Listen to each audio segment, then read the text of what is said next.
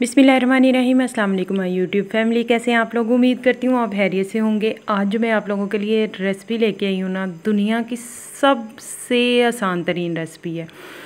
तो चलें जी स्टार्ट करते हैं। सबसे पहले जी ये मैंने घर का जमा हुआ दही लिया है, साथ ही मौसम ने कोई अंगड़ाई लिया है। इतनी ठंडी हवा और ये ठंडे ठंडे बादल, इतनी गर्मी के बाद जब ये मौसम ठंडा होता है तो वाह वाह हो जाती है।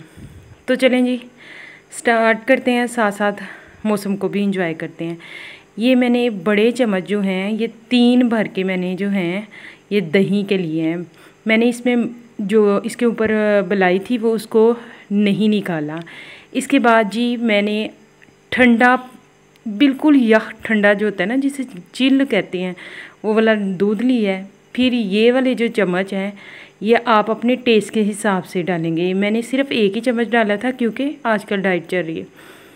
ये जी बर्फ़ जितनी आपको ज़रूरत है, जितनी ठंडी आप पीना चाहते हैं, अच्छी तरह से इसको ब्लेंड करेंगे। ब्लेंड करने के बाद जो है ये देखें, जब मैंने निकाला ये देखें इतनी इसके ऊपर झाग और इतनी ये ऐसे लग रहा था, क्योंकि मैंने जो मलाई थी वो भी एक तो इसके अंदर शामिल की, दूसरा मैंने इसके अंदर ठंडा दूध जो है वो शामिल किया है। कभी नहीं पी होगी आपने।